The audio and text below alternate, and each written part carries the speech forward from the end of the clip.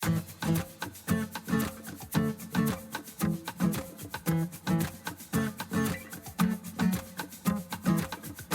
podcast is a quest for well-being, a quest for a meaningful life through the exploration of fundamental truth. Enlightening ideas, insights on physical, mental, and spiritual health. The inspiration is love. The aspiration is to awaken new ways of thinking that can lead us to a new way of being well. Welcome to Body, Mind, and Soul Healing Conversations.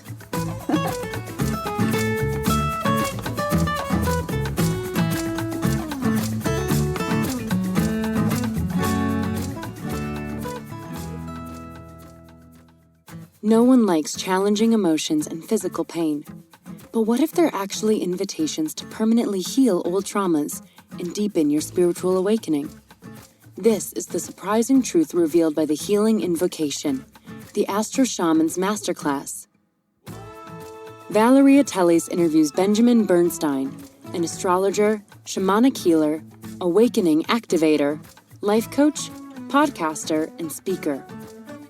AstroShaman Benjamin Bernstein hosts This Week in Astrology, a top 10 astrology podcast. He is a 3-time Best Astrologer winner in Western North Carolina's Premier Reader Survey, a professionally certified astrologer, and has done over 9,000 astrology, shamanic healing, and life coaching sessions with a global clientele. Benjamin runs the Awakening Plus online spiritual support membership. He posts video astrology forecasts and other content on his popular YouTube channel. Benjamin has lectured or taught at 5 national astrology conferences and retreats. He wrote the Shamanic Astrology chapter in the book Transpersonal Astrology, Explorations at the Frontier. He is also a shamanic healer, awakening activator, and life coach. He consistently facilitates powerful healings and spiritual awakenings in his individual and group sessions, and has devoted himself to over 40 years of spiritual practice. Benjamin's greatest joy is helping others access or deepen their spiritual awakenings with his simple, effective invocations for healing and awakening.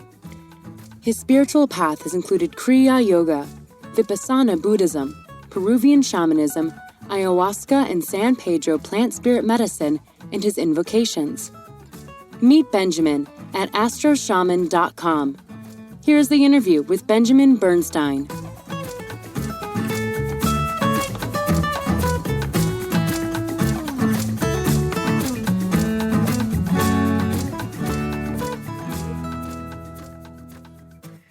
In your own words, who is Benjamin Bernstein?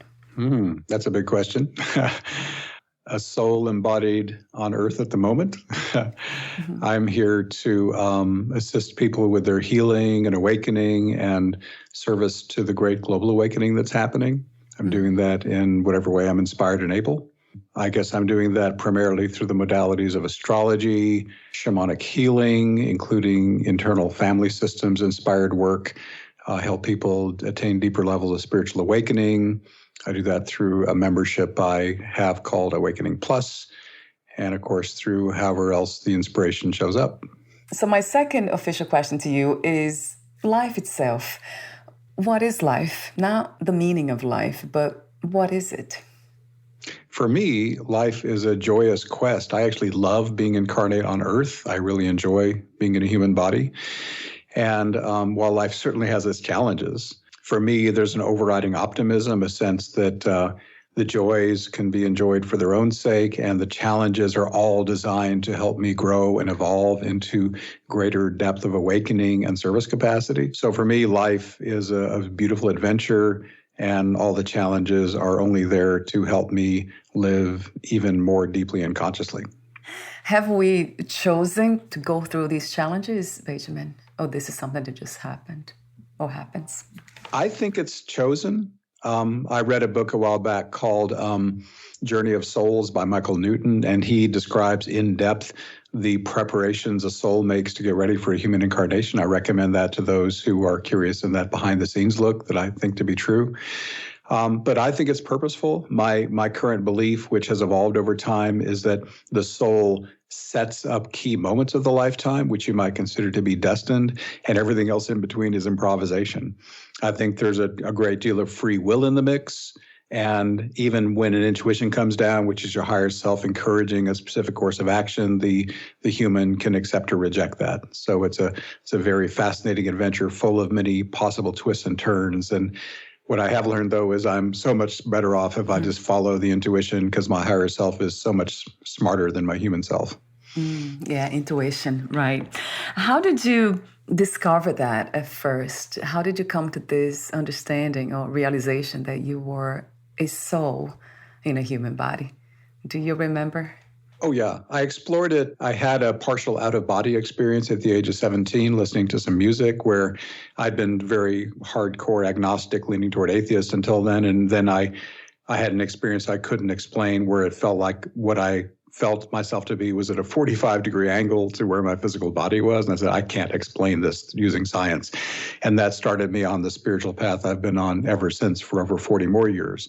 And for decades, I explored it the best I could, but it wasn't until like around 2005 when I started drinking ayahuasca and San Pedro in shamanic plant spirit ceremonies that I really blasted into the inner worlds. I'd had glimpses before, but these tools opened the inner worlds much more powerfully, and I've worked with them ever since.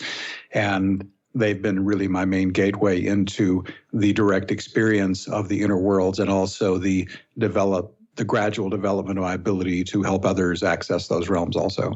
How would you describe true spirituality? Because we use that word a lot, spirituality, also religion.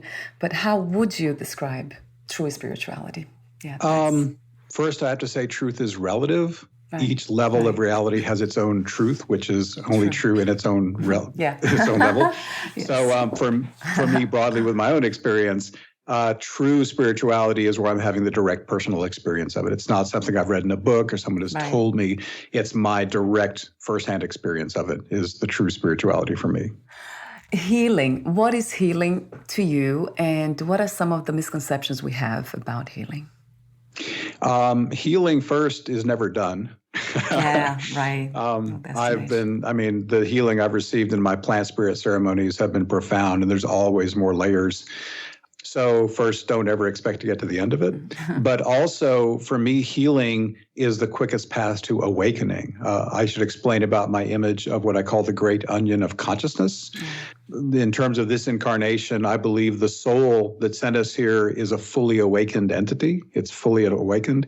And then it animates the human body, which is not fully awakened. The soul has around it layers of old pains and traumas from prior lifetimes and from this life that are dimming the light from the soul down to the human. And if I do good shadow work, when I get triggered up by something and I use an effective healing tool to peel that layer of pain away from the soul, then the light gets a little bit brighter. So when I do effective healing, and I call that shadow work after Carl Jung, where if I'm willing to face and skillfully work with the things that are upsetting me in a way that permanently puts them to rest or at least diminishes them, that brightens the light from soul. Therefore, I believe at the fundamental level, the healing I do opens my awakening more deeply. And if I've done a really good piece of healing, then it's actually permanently deepened my spiritual awakening. So I view healing first and foremost as the catalyst that my divine is giving me to go to that next level of awakening. And there's no destination, right, for that. It's all journey. There's really no ultimate destination. And with that, Benjamin, I have a question about freedom. So what would freedom be or liberation be? That can, of course, take many nuances, but if you're speaking about spiritual freedom, which I think is what you're leaning toward here. Yes, yeah. That's just more and more mobility and awareness in the inner worlds. Mm-hmm. And it's a little interesting because when you get deep into it, there's no more free will. Right, so in a way, the freedom is the liberation from the ego having to decide anything and into just being so merged with the divine that there's no choice to make. You just, as divinity merged with humanity, you just know what the optimal thing to do is in that moment. So it's the end of free will, not because you gave it up, but because it's pointless. Once you're merged, there's no need for free will because you just know what to do through intuition. I'm not saying I'm 100% there, but I'm moving in that direction. What is your idea and understanding of what love is? I've just had a big deepening of that. I reunited with my partner Spirit Song a few months ago after many years of separation from her. And she's helped me realize I had armoring around me from prior relationship challenge, and the love that we share. I mean, when just gazing into each other's eyes, there's a bliss and an ecstasy that is phenomenal. So what I think the ultimate love is the love of the divine. The more one awakens, the more one realizes that the divine just loves everything, regardless. I mean, I think God's source just has love for everything. It's like the sun shining heat and light everywhere. The love of the sun shines on everything, no matter what. And the more a person awakens, the more they can move more deeply into that sense of, I just love everything, no matter what they're doing or what they are. It's just, they exist, therefore there's love. And that's, and that's of course contrasted with, conditional human love, where I will love you if such and such conditions are met, which is not quite the same thing. Is that possible somehow that we as conditioned humans can love unconditionally, or it takes liberation to love unconditionally? I would agree with that. The more, I'm not claiming, I'm not yet in that state of unconditional love for all things, but I've moved in that direction quite a bit. And it feels so good to move in there. But yeah, the game most of us humans play is we're born and we believe we're just humans. And then if we're on the path of awakening, we step by step, little by little, gradualize more of what we are. And then the more we have that conscious awareness of our divinity, to the degree that we've awakened, then to that degree can we love more unconditionally. And there's infinite gradations of that. Oh, wow. And the deeper one goes in, of course, the more ecstatic and joyful it becomes. It gets to where you can wake up every day and you wake up into bliss, the state most people couldn't get to unless they took some drug or something. But when you awaken enough, it's just your normal daily state. Wow. And that can help one be more loving when you're in that more deeply divine, more what would be called an altered state. And I have to add, most people think of altered state as I can't function, I'm all drugged out. But this altered state makes you more functional, and you actually are a much better functioning human when you're in this state. Have you met anyone in this state, Benjamin? Amma, the hugging saint, I believe, holds that state. And my partner, Spirit Song, is an embodied angel. I think that literally true. And she just has an unconditional love for everyone and everything. And she doesn't even have to try. And she's one of the few humans I've met who just is that way. She just doesn't judge anyone. And she just was one of those beings who came in that way. Yeah. Do you hold this vision that one day as human species we can get there? Love unconditionally one another? I'm hoping for that. I think that's what the Aquarian Age awakening is moving toward. And that's certainly the vision I'm holding for humanity. Whether we'll see it in my lifetime or not, we'll see. But I definitely see big breakthroughs happening in large areas. It doesn't make a lot of front page headlines, but I see a lot of evidence of it. And I think when enough of us hold enough divine consciousness, there can be that sort of tidal wave of awakening that sweeps over the planet, and we can go to a much higher level. Has it happened before in the history of spirituality, or? Not in our recorded history, but I believe, prior to our records, it's probably happened over and over again. I'm a big fan of a teaching called the Law of One, which is free online at lawofone.info. And the way that channeled being says is there's been an infinite number of universes before this, and there will be an infinite number after it. So this cycle of falling into darkness and reawakening again, which of course the Hindu religion also describes as a vast multi-thousand-year cycle, it's the cycle God plays. The consciousness is oneness. It goes out into duality and falls into separation, and then ultimately goes back to oneness again. And that's what reality does. What else is there to do? Yeah, right. To play with itself, right? It's exactly very playful, actually. True. And my last warm-up question is perhaps a fun one. What do you love most about being in a human body? Helping other people wake up. Let me ask you questions about what you do and how you do it. Astrology. How did you discover astrology? You are known as the AstroShaman. So talk to me for a moment about that. Well, ironically, my first wife was a professional astrologer when I was in my 20s, and I had no interest in astrology then. But in my early 40s, I moved to Asheville, North Carolina from Oklahoma to be a professional singer-songwriter. Oh. And in an open mic, met a guy who'd been a professional astrologer for 20 years. He became my best friend, Kelly Lee Phipps. And he did a reading for me and blew me away. I couldn't believe how much he knew about me. I became fascinated with astrology and studied it deeply for 2 years and emerged as a professional astrologer when I was ready to hang up my guitar professionally. Mm-hmm. So I stumbled on it by accident, but loved it so much. And I've done now nearly 10,000 professional readings. And wow.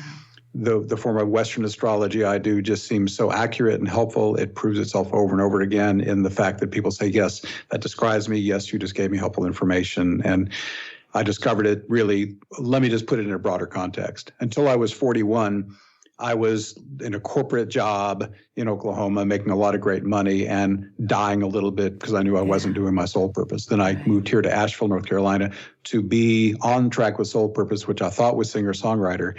And then it turned out to be many different things that I named early in the interview.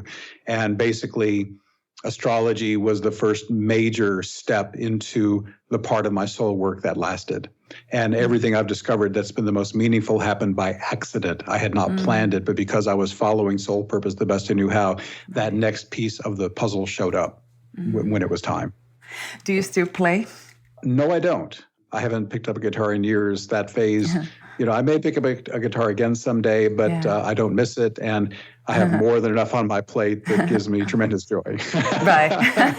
Yes. Yeah. I can hear that in your voice. And when you speak of soul's purpose, how do you connect that with intuition? What is intuition, really? I believe intuition is little hints sent down from your higher self. I believe the higher self, sets up the lifetime, as I mentioned earlier, and then puts part of itself into the human, animates the human. The human, however, has partial amnesia. It's behind the veil. It kind of stumbles around the best it can. Yeah. But that guidance from the higher self through intuition is the best guidance there is. I believe it's infallible based on not just my knowledge, but over the years, I've asked hundreds of my clients whether when they followed or didn't follow intuition, things worked better. Every single one tells me things go better when they do.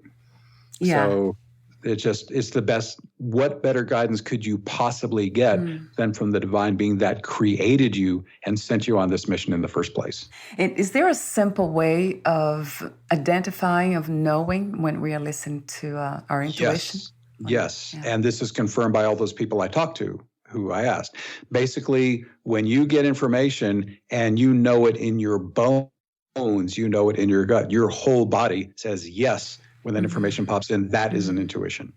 So we use the body as the instrument, as a tool, it's right? Body knowing is the one thing they all agree, yes, that confirms it. They all agree that that's true. Yeah. Do you integrate shamanic healing, life coaching, and astrology, or you teach them separately? All of the above. Right. For some, if I'm doing life coaching, they all integrate. When I do life coaching, I say everything I do is available to you to support you in the life coaching. If I do astrology, I actually call it Astrology Plus, and I do include shamanic healing in that if that's the best use of the time. And I now include also internal family systems therapy inspired work as well, because I'm finding that to be a super helpful modality. If I'm just doing a shamanic healing, it's just the energetic work or the internal family systems or IFS work. I don't do astrology if they just book a shamanic healing. Right. So on my site, they're all clearly delineated and what each one does and doesn't include. Talk to me for a moment about the podcast you host titled This Week in Astrology. Yeah, I've been doing that since 2005, and it's gone everything from weekly to twice a month to monthly. Right now, it's running twice a month, and I'm up in the hundreds of episodes now. Basically, I do an astrology forecast for at this point the current 2 weeks, and also talk about my current Awakening Plus offerings that are open to the public for free. Yeah. And that's just a general forecast for everyone, regardless of your sun sign. And I just like to give people a heads up as to what energies are strong in the field right now and how they can make the best use of it. I don't believe in fatalistic astrology. I say, here's these energies. Here are life-affirming ways you can make use of them. Here's some challenges you might encounter and how to work with that. So I try to not just give the information, but also guidance on how to make the best use of the information. Just mentioned the Awakening Plus online spiritual support membership. Is this something available on your website? The same one I have here? Let me see, yes. Benjamin. Yeah, AstroShaman.com. Right. And if they go to services, right on the menu bar, Awakening Plus is one of the services listed. And if they click that, it'll take it to the information page. And there's a lot of information there describing the membership in depth. The way the membership, let me just broadly say, the membership supports healing and awakening and service to the great global collective. Can I take a moment and just kind of give a broad overview of what the membership is? Yes, absolutely. Okay. Yeah. First off, we do lots of live Zoom calls. We do 9 calls a month. About half are open to the public for free. About half are members only. Members get the following. The half of the Zoom calls that are just members only, they tend to be the more advanced and differentiated things we do. Members get an archive of now almost 350 archived events. And every one of these archived events is just as powerful and helpful as if you were doing it live. The divine beings that we call in are there in real time for you, even if you're doing the recording. Members also have access to our member forum where we can communicate with each other. We have a monthly community support call. We have the opportunity to hook up with an accountability partner, someone to help support you in your goals. So basically, there's a lot of activity in the membership, and the focus of the events is on how can you have a deeper spiritual awakening? How can you heal more deeply? Many of the events have a focus on either moving you into higher consciousness or helping you clear away those heavy energies that are blocking you from your next awakening or causing you pain. And these range anything from very gentle healings to very intense shamanic stuff, including like shamanic breathwork events where we listen to a powerful mix of music that, shakes things up, moves them through. Sometimes I'll drum and rattle. Other times it's very gentle, soft things that, I try to create a variety of flavors so that anything from the most gentle to the most intense is available depending on what you're looking for. I love all that. And can I mention, in terms of the actual, and I try to make it really affordable too. If someone is interested, if they try a free event, they say, I want to go deeper, I do like $1 for 30 days, a full membership for just $1. And if they like it, they'll automatically start billing at $19 a month. If that's too much, they just have to let me know and I'll give them exactly the same thing for $9 a month. So I try to keep the membership very affordable. So that those who get benefit from it can access it in a way that, they can afford. And you also wrote the Shamanic astrology chapter in the book, Transpersonal Astrology. Mm-hmm. I didn't look up the book, so talk to me for a moment about when the book was published and why did you write that chapter? Because the editors asked me to. Right. But basically, it covers there's many people who do shamanic astrology, and there's many flavors of what that means. The way I use it is to acknowledge the planets are conscious beings. They are forces within you as well as planets, and you can partner with them. Like if you've got a strong Pluto, you can say, Pluto, help me out here to do intense shamanic work, to face and heal my wounds. And also Pluto, help me step into my wealth and my power, whatever that means to me. So every planet in astrology has a lower or higher expression. And if you know those basic archetypal meanings of the planet, you can partner with it like a friend, like a buddy, like a partner, and ask it to work with you to accomplish certain things. In shamanic astrology, we look at your birth chart and see how certain planets are set up. So we may call not just that planet, but say, okay, planet, I'm also going to call in these other planets you're aspecting, or the house you're in, or the sign you're in, and look at the moving planets and, who's hot right now and who should we call on because they're really activating my chart right now. So shamanic astrology both uses a technical understanding of the natal chart and how it's being stimulated and figure out, okay, how can we now partner constantly with those planetary forces to give me the best possible outcome? Shamanism, is that considered a religion, Benjamin, or just a spiritual practice? No, shamanism does not fit the definition of a religion. Shamanism is universal in all indigenous cultures globally. Yeah, yeah. And again, depends who you ask, but the way I understand shamanism, it's a shaman is a person who can intercede with the spiritual forces for the benefit of those here on earth. A traditional shaman would work for the benefit of individuals in his village or his tribe or for the tribe as a whole. Of course, now we're in a global village, so as a shaman, I call upon the forces that I work with, all of which are of love and light, by the way, for the benefit of individuals or groups or whatever I'm working for the benefit of. I do my best to be a channel, a conduit, a hollow reed, so that those energies can come and be helpful for that purpose, for that thing that's being blessed. Would you say that everything, and we have heard this before many times, everything is energy? Yes. Absolutely. Yeah. And would you say that is unlimited energy? Unlimited? Unlimited. Or infinite energy? Just Infinite. Yes, absolutely. There is no end to the divine. It just, it goes on and on and on. Is there a beginning, no ending? Or would you say there's somehow there's... That's a question that has to be asked from a 3D perspective. Right. Once you go beyond physical level, there is no time. It's all past, present, future is all happening simultaneously. So it becomes a pointless question at that point. You also offer the Invocation Masterclass. This is a free class. So talk to me about how it works. I have the process here, all the video, or the outline for the class. But talk to me about the intention of offering this invocation masterclass. Well, first, let me tell people how to get to it. If they go to astroshaman.com, on the menu bar, the last word is the word invocations. If they click or tap that, they'll go into the explanation for it. Basically, in an ayahuasca ceremony back in 2011, I was suddenly gifted with these invocations by ayahuasca herself, this amazing plant spirit. And basically, it's a technique where you can call on your own higher self to awaken you more deeply or possibly heal what's bothering you. So the invocations are simply 7 or 8 word phrases where you can call in embodied awakening, and then your higher self comes and merges with you in your physical body to the extent that you can accommodate it. And you then move into embodied awakening. And the benefits of embodied awakening are that there's more harmony, flow, ease, and grace. Everything you're responsible for, you do more responsibly and joyfully. Instead of having to figure things out so much, you just know what to do through intuition more, and there's a lot more bliss. Terms you may have heard that describe this are the marriage of heaven and earth or walking between the worlds. And this invocation, I've guided thousands of people through this, and they can go from having never meditated a day in their life to 5 minutes later being merged with their higher self, at least at a basic level, where they get and also when you're fully in embodied awakening, there's no mental chatter, there's no challenging emotion, it's peaceful and it's effortless, it holds itself.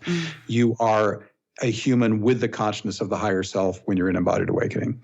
And it's literally yours by request, and the veils are so thin now that even a person who's ever meditated can potentially be in that state in a matter of minutes, and then they can call it in every day to maintain it on their own. Okay, and it's free. And this is one of the things that's taught in that free masterclass, okay, which is a series of 6 videos, okay, which are all short and to the point. The other core technique is the healing invocation. And I've already talked in this interview about how healing opens awakening, right? Yeah. So if you want to be healed of something physical or emotional or whatever, all you have to know is something doesn't feel good in my body. And then you use the healing invocation that's taught in that masterclass, and you become passive and just hold your attention where the discomfort is. Your divine comes in, goes right to that spot, stirs it up, flushes out the heavy energy, and clears it from you to the greatest extent that serves your highest good. And I've had people who've come to me with decades of chronic challenge in an area, and they sometimes do a single healing invocation, and they're done. That's gone. Wow. So basically, I can't guarantee that outcome every single time. I wish I could. Yeah. But if it serves your highest good to have it healed, and you didn't sign up for that affliction for the whole lifetime for soul development, sometimes you just have to be with something a whole lifetime, but many times things can be healed. And this invocation can do an amazing job of basically, the whole point of the invocation is they delegate the healing and awakening to your higher self, which can do it a gazillion times better than your human self can. Right. So why would you not delegate to the expert things that you can't do as well for yourself? True. And it's so simple. I mean, all you have to do is remember 7 or 8 words and be able to relax and receive the gift. And that's all there is to it. Yeah. So, and these, again, I've been sharing these tools for 10 years. I offer them for free in this masterclass, and thousands of people have done them. And I've gotten hundreds of emails over the years, people saying how much it's helping them. And they are field tested, and I know for sure they've helped a ton of people. So if someone's hearing this that is interested, they can go to astroshaman.com, click the invocations right on the menu bar, and check it out for themselves. Again, it's totally free with no obligation. Wow, that's wonderful. I'll have the link on your podcast profile too. Oh, and we're almost at the end. I do have a question for you about awakening and reawakening, because you have that as part of your masterclass too. Right. Yeah, if you can explain that briefly, Benjamin, how awakening it is perceived, or we think that's a one-time understanding or happening, but it seems like we need to be reawakened many times. Is that something? Yeah, talk to me about that. Is that real? Yes. I'll speak from my personal experience. I had what I consider my permanent awakening back in 2012, but a few years later, I could sense it was dimming. I was gradually losing it.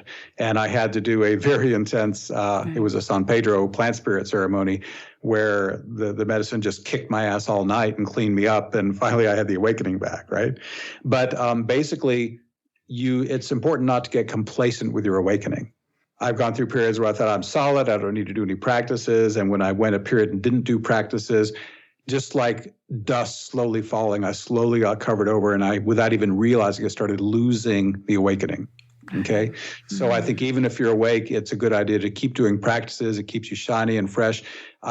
Very few people will have the ultimate awakening in this lifetime, because the great spiritual teacher Adyashanti says, if you have an awakening and it's what you expect, it's not a real awakening. And I like to say a level of consciousness cannot comprehend a level beyond itself.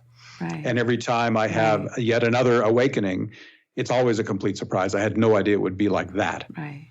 And unfortunately, there's no words to describe it because this is all beyond the field of mind, right? Yeah. But all I'm saying is don't ever assume you've hit your final awakening. Be open to the next one and keep doing whatever practices or whatever you do as your spiritual practice to keep opening the door to that next level of awakening. For me, it's drinking ayahuasca, because that medicine can see the next level of my awakening that Benjamin is oblivious to, and can also see what's blocking me from it. And she can remove that obstacle and take me up to that next level, which is something I cannot do for myself.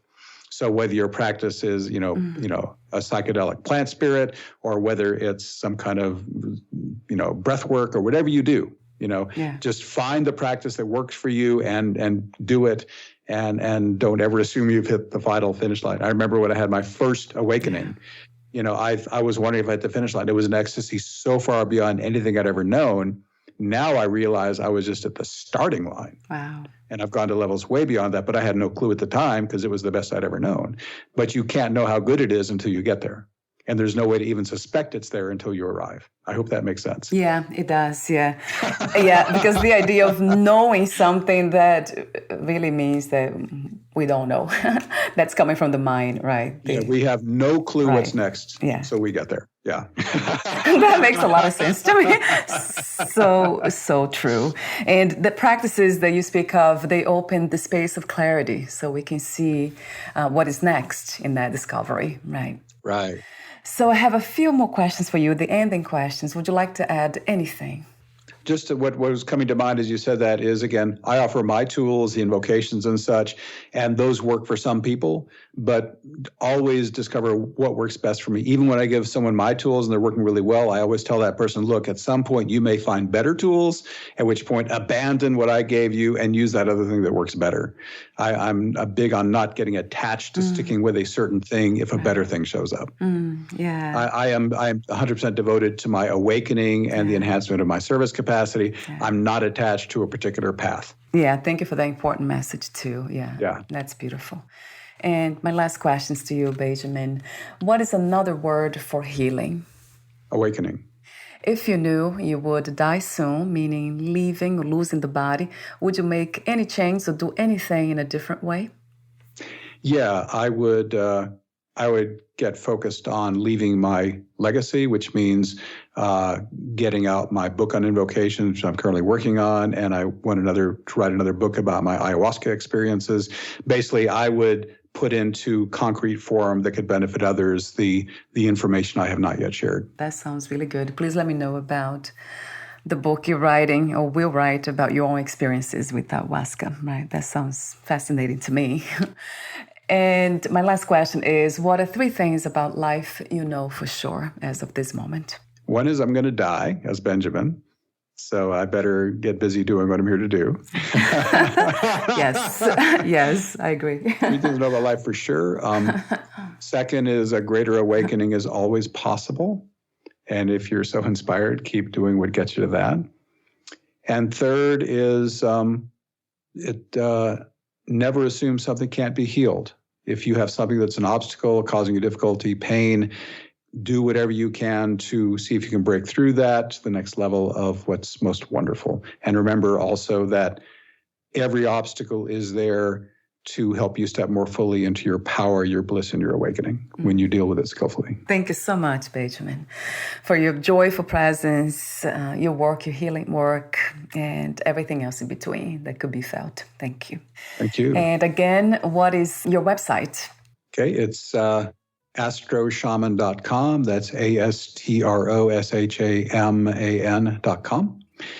And that also links to my membership site, which is awakeningplus.com. That's awakeningplus.com. Thank you so much again, and we'll talk soon. Thank you so much. It's been a pleasure. Bye for now, Benjamin.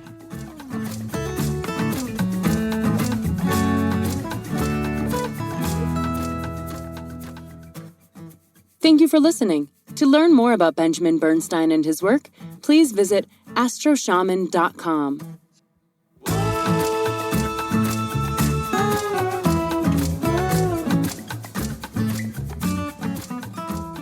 To learn more about this podcast, please visit fitforjoy.org/podcast. Thank you again for listening, and bye for now.